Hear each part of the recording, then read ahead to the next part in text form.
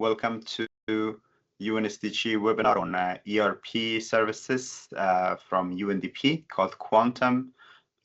We have the pleasure of having you today with Avinash Patel, who is the Chief Technology Officer for UNDP, and Peridi Blend, the Chief of Country Business Strategy Team and Business Management Unit, a Business Management Branch and DCO.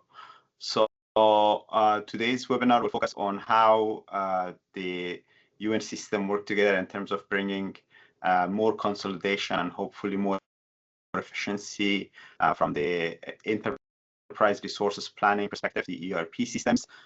Many entities are already using the common ERPs of the UN entities, and UNDP has been one of the lead agencies in this, having Quantum as a service for the UNSDG entities. I think Avinash will talk about this in detail and will explain to you as field colleagues and regional as well as HQ colleagues that if you are in a Quantum environment already, what kind of benefits you are already achieving, what kind of efficiencies it brings to the system, and if your entity is not yet in Quantum, what kind of benefits it could have in future by, let's say, by joining the Quantum or one of the other lead ERP systems in the UN system itself. So with that, maybe I can hand over the session to Peride, who will give you a quick overview of how the ERP systems and all the other UNSDG Global Shared Services basically brings efficiency and supports the UNSDG efficiency roadmap. And after that, we'll go to Avinash with the ERP presentation. Over to you, Peride. Early morning.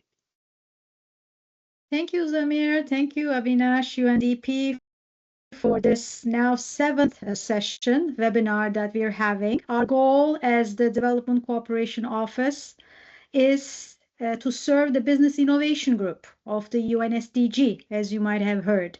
Business Innovation Group's main mandate is to operationalize the efficiency roadmap, currently from 2025 to 2028, end of the current QCPR cycle. So GSS is a very important part of this roadmap that we are all here to support the BIG to implement. Efficiency roadmap for GSS says that we need to have at least 10 services prioritized for scaling to all entities of the United Nations system. 130 global agreements should be signed by the end of 2028. And 75% of those global agreements hopefully will be in use, and 14 entities should report GSS efficiency gains, with 2 mature services consolidated, such as payroll and human resources. So we do have a dashboard now that is actually keeping track of all these targets of the efficiency roadmap. And UNDP today is going to tell you one of the very important prioritized 10 business global shared services today. What we are trying to do is to take the 44 million achieved interagency GSS efficiency gains last year and 447 million entity-specific GSS gains, and to increase them with increased sign-up thanks to these webinars. We have a foresight analysis also that will be published in the next few months before the end of the year, and that shows that if all the 21 entities of the Business Innovation Group increased each other's services, such as this one that you will hear about today, at an average level, we could increase our interagency GSS efficiency gains by almost 100 million in 1 year time, and double that amount to 220 million in 2 years time. So these are all analyses that we're making arithmetically, but to be able to do all of this in real life is because you will listen listen to this seminar, you will get more information, your awareness will raise, you will go to your supervisors, to your colleagues, to your networks, and then you will make a decision about signing up, or if you signed up already, how to use it more effectively. We are grateful to UNDP to offer us this service, and we're grateful to you for your interest and always here to serve for any questions you might have, either from the regional, from the country level or global level. So with that, back to you, Zamir and Avinash, and very much looking forward to learning more about your service. Thank you. Thank you so much, Perry. And Avinash, before you start, I forgot to mention, of course, early morning, like I said, colleagues, we will have Avinash's presentation and then we will have a Q&A session, but you don't have to wait for the Q&A session. If you have any questions, please feel free to inject or share with us your questions in the Q&A tab of this webinar. And we will also give you opportunity at the end in case if you want to raise your hand and come in and ask your question directly. So with that, Avinash, over to you, please. Thanks, Samir, and thanks, Perry. Good morning, good afternoon, good evening, colleagues. I'm very excited to be here to talk about Quantum, the UNDP's ERP as a service. What it is, I'm going to talk about what it is, how it works, a little bit about how agencies can adopt it, and some of the benefits of a modern ERP. So with this, let me share my screen here.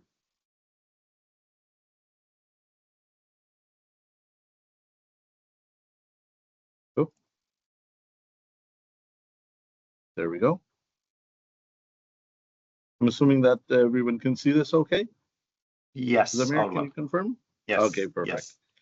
Excellent. So I'd like to start by giving an overview of Quantum. And Quantum is an enterprise resource planning system based on Oracle Cloud. Enterprise resource planning is all about mobilizing our resources and making sure that we're tracking, managing the resources effectively. Being in Oracle Cloud, it's a modern ERP system. You can see on the right-hand side a picture here of the different components. We've effectively brought together our service management platform and our ERP platform to give a complete end-to-end ERP solution for agencies. What you can see is the different pillars of the solution here, all the way from strategy and planning, program management, from travel, facilities, and operations of an entity, from their financial management, their procurement and logistics, all the way to HR, payroll, and people management. So it's a very complete solution across the different parts of operating and the back office operations that we need to service our clients and perform our mandates. It's a leap forward in the sense that as our ERP systems we've had, and we've had them for years in the different ways our agencies have worked, it's a new modern ERP system. So it's very up to date. It provides a fully integrated set of data. So those complaints about data not matching, not being there, the validations, the controls, it essentially is a complete solution that provides a very controlled environment. So we have predictable management of our resources, as well as the ability to understand our resource allocations. You can see that it services different models from end users that are directly sitting using the ERP. So they can be either performing payments, working out in the field, delivering those kind of aspects, or in our back office operations where we have our procurement teams, our HR teams, our finance teams performing the different actions of whether it's paying vendors or paying staff or administering staff benefits, all of the different components the ERP covers.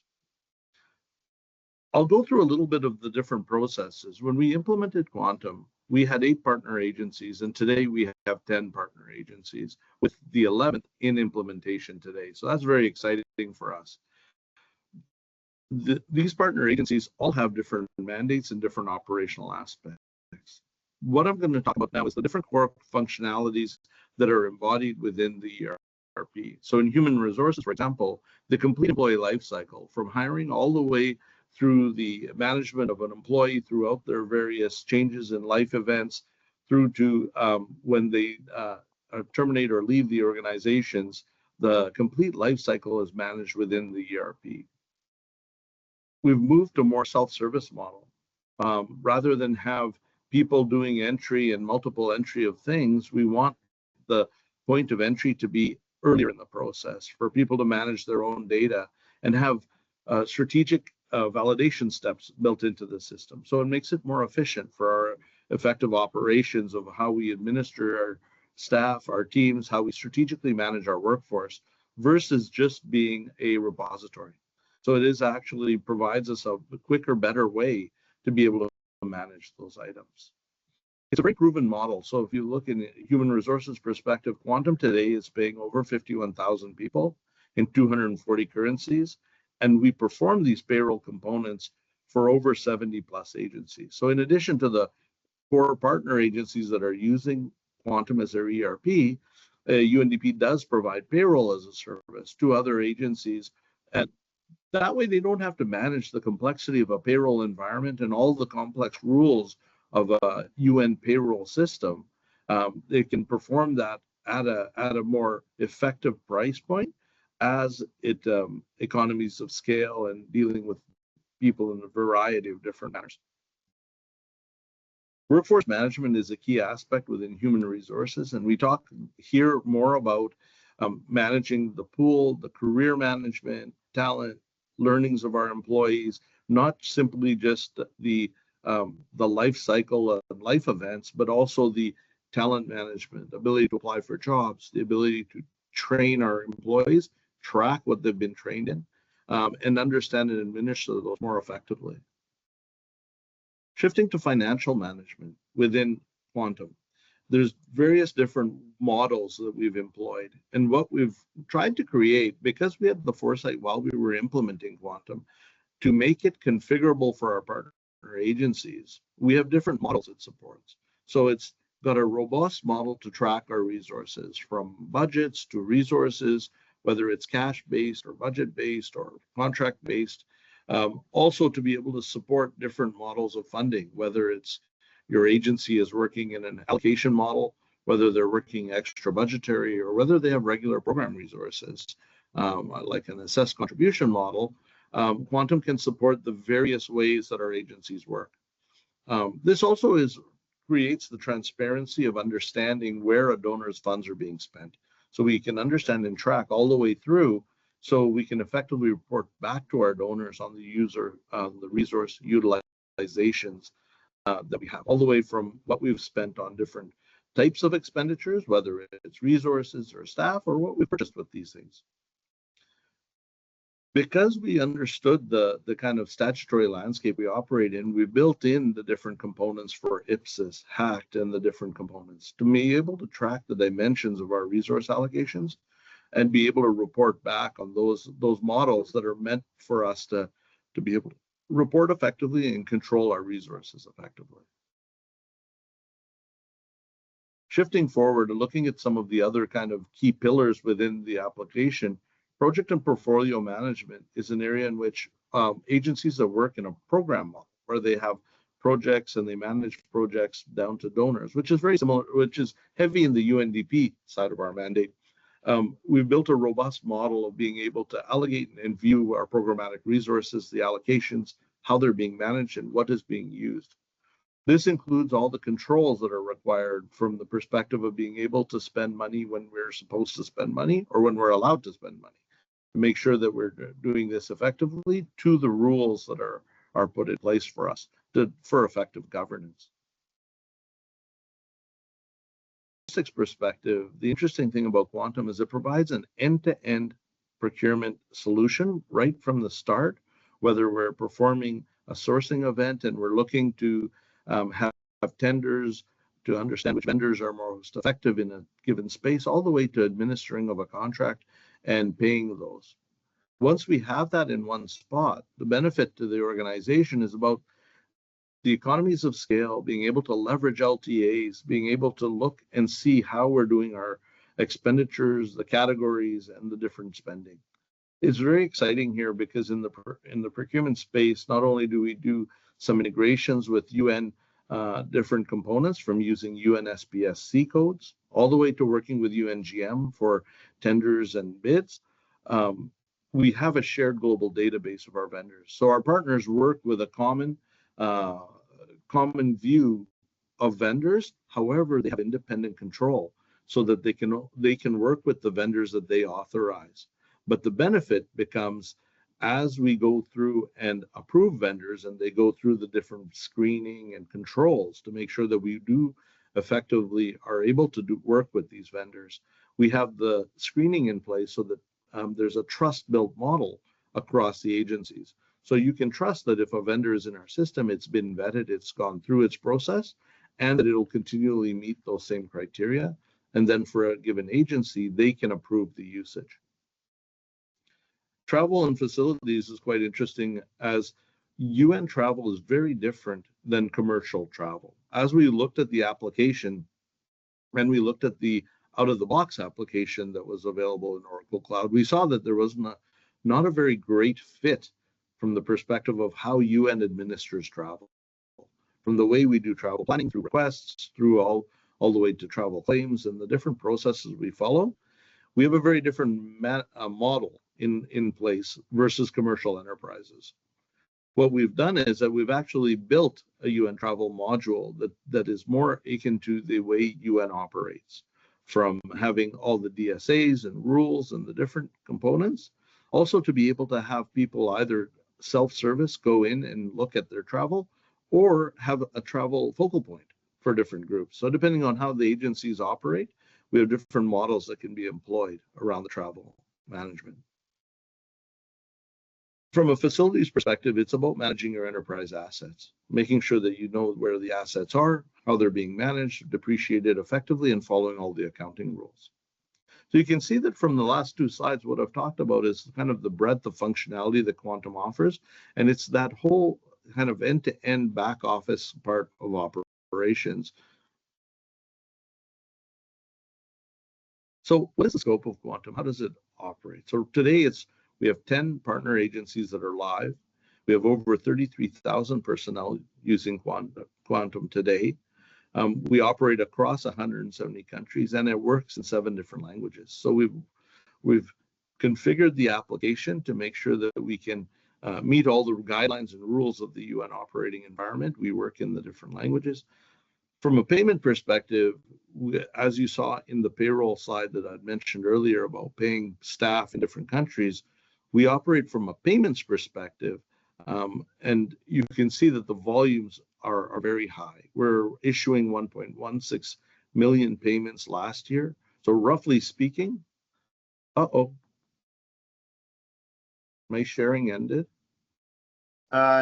We lost your sharing for a moment, Avinash. The last slides, please. Thank you. Okay, I think I'll put it back up. Is it okay now? Yes, all good. Thank you. Okay, thank you. So I was just talking about the volume of payments. This volume of payments is it's kind of interesting to see that the system can process over 100,000 payments a month. UNDP alone has 44,000 a month of our payments. We're half of the volume essentially, but having said that, this is across 170 countries. This is across currencies. So over 70% of these are automated. We don't have touch points where people are having to key things in. Once the invoice is in, validated, vendors are validated, the controls around this are already in place, and these payments can be issued electronically out of the system. We're working in a global environment where we have a payment hub that our treasury manages, and that we co-work with UNHCR and IOM using Treasury Hub through UNICC. So it's very exciting that the UN has come together with different agencies to mobilize and not try to build everything separately and uniquely over and over, and try to do it in one spot so that we can all share in the benefits and the volumes. I already talked about payroll. I won't go through the number. I do want to talk a little bit about some of the benefits of a modern platform. So it's mobile enabled. I can go on in Quantum on my phone. I can actually approve things on my phone. I have single sign-on. I no longer have to remember my password and all of these good things. I always have to carry my phone these days because we do need that security of three-factor authentication. AI-driven intelligence. As we've launched Quantum in 2023, in January, we've gone through now, I should actually know this off the top of my head. We're actually into the 10th upgrade of the application already completed. We're about to do actually the 11th is completed as of August. We're about to do the 12th in next month. And it's like your phone. It updates automatically every quarter. We get new features, new functions. Just this year, as Oracle produces and creates more functionality, they drive more AI components into it. You can see across the software industry, more AI-driven components are possible. And we're seeing more AI capabilities from better routing of our processes to better controls and validations. It's human-centered design. You can see that it's a modern interface. When we look at old systems, when we look at the replacement of what we replaced in Atlas, PeopleSoft was a great environment, serviced our needs very well. But when you go to a modern cloud application, the flow, the look, the feel, much easier. One of the intrinsic benefits of these type of items when we have a platform like Quantum across agencies is also the ability for people to transfer across agencies and be familiar with their back office environment. Know that I can still go into the same areas and see the same things, but from a lens of a new employment role, which is very exciting because then the learning curve in learning about your environment and where you operate is simplified. Moving on about Quantum, now when we designed Quantum and as we implemented Quantum, we thought about the various partner agencies we were working with and future agencies to be able to have this ERP as a service available to other UN agencies. We've built it so that it's not about doing it only one way. It's about making sure you have models available and you can configure it for your way of working.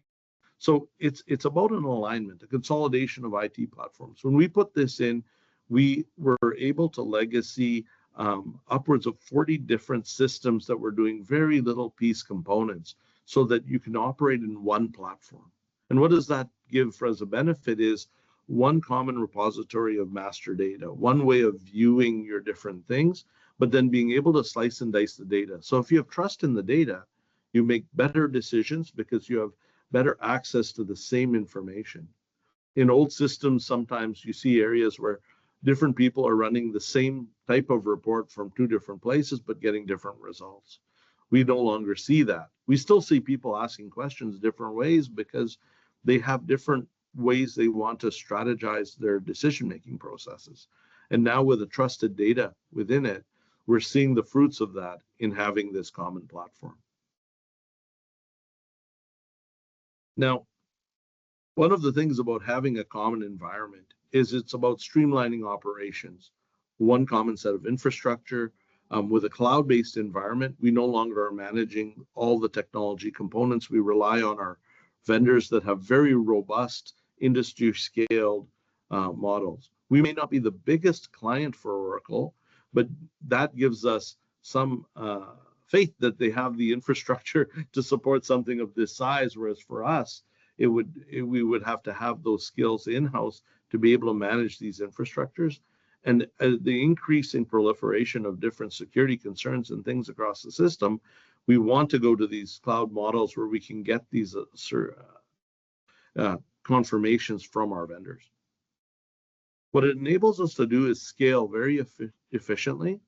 It allows us to share in the cost. We have a very low cost point, which I will talk about shortly, which allows organizations that may not have the methods to be able to implement and do these projects on their own, because ERPs are big, complex projects. Agencies don't undergo changes of ERPs yearly. These are changes that happen in decades.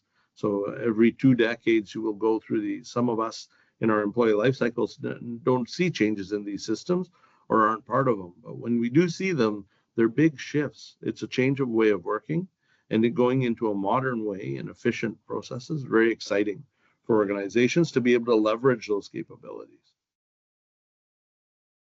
So what does it offer from an agency considering joining the ERP? Well, it provides a future-proof cloud platform. We know that we're the principles of using the application like it's intended, using industry-leading best practices. We have access to the new features, like I talked about with quarterly updates. We're continually getting improvements in the application, and we're continually enhancing the application. It's one installation, so we don't have to effectively duplicate the management of the instance of the application. We have that in one spot, and we can share in that. So there's a large economy of scale. Sharing in global databases like our vendors, like our customers, like our categories, allows us to streamline our processes and have data reporting across. One of the reasons Oracle Cloud was a good choice for us from an implementation perspective is it's a very scalable architecture. It's also very open for integration. Our partner agencies, where they have different ways of working and ways of operating, can build their own components. So if they want to do strategic planning their way, and agencies have done this, they've built their solutions and integrate them into Quantum. We have an open architected environment. We still have controls around making sure that we're building consistently, we're building the right way so that they're safe, they're controlled, they don't impact other partners. And we have those controls in place, but it allows our agencies to have that unique operating model for each of the agencies' operation. And that ties to the next point of configuring and flexibility. We really wanted to create an environment where agencies could configure the environment to their own needs, to be able to adjust and manage their business, whether it's the closing cycle of being able to close your books in a certain amount of time, or whether it's changing an approval flow because your agency has a different size. So if the agency's approvals need to be different, they can be by partner agency. Very exciting.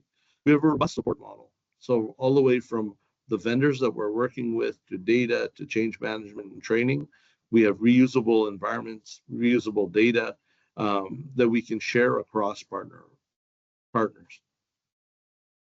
Being part of the consortium also allows for connection across the partners. We've had forums for the different business areas to meet, not just from a technology perspective, but to see what are we doing differently in the different agencies. We're commonly encountering the same things in our environment: resource constraints, IPSIS rules for accounting, different type of things that we're challenged with as different agencies.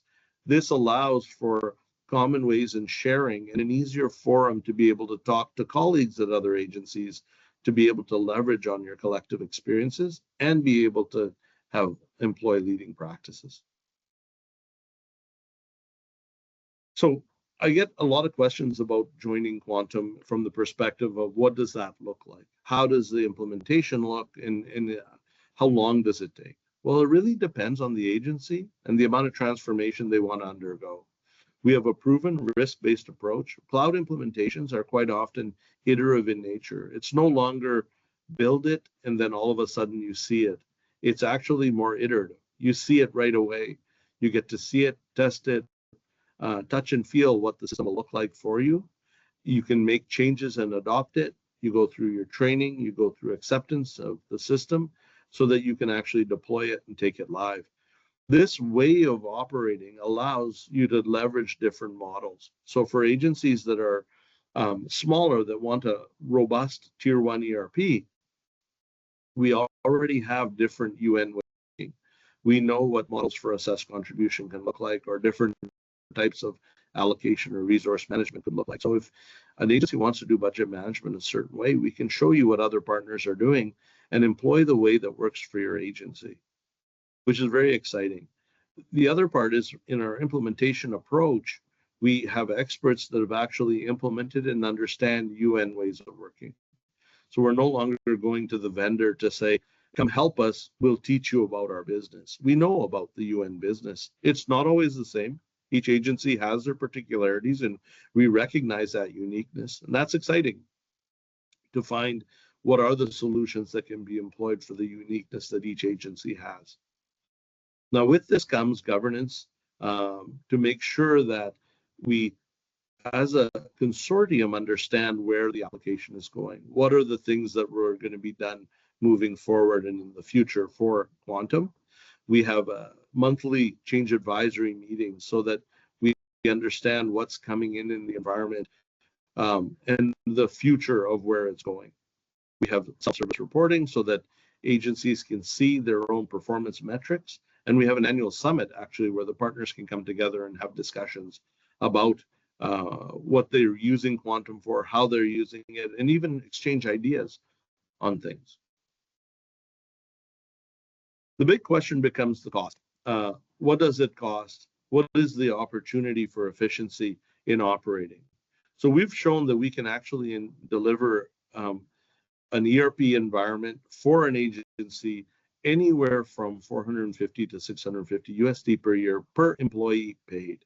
Now, this cost, like, it seems to be a range, but it really depends on the agency, which components of Quantum they want to use.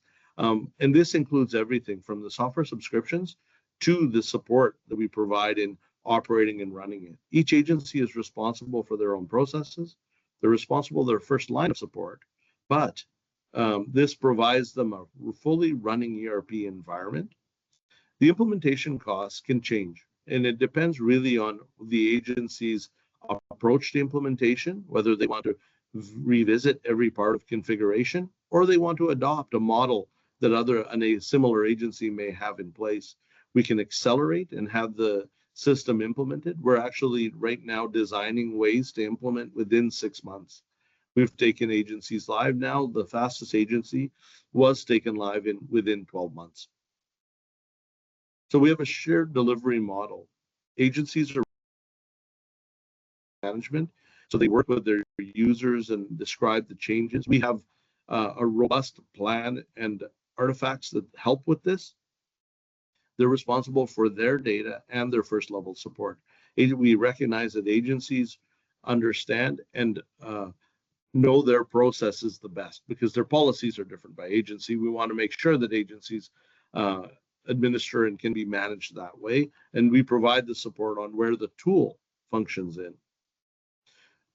Our implementation approach, as we've done it, we've kind of taken the leading practices as well as the lessons learned from each of our components so that we don't make the same mistakes over and over, but rather that we learn from those things and know that, for example, data conversion is going to be a key aspect of any implementation and a very big aspect when we shift ERPs. So what does this mean? This means lower risk to implementation and a predictable process. We want to be able to provide agencies a way to execute and change their ERP without undergoing these big ERP costly projects and be able to leverage a solution.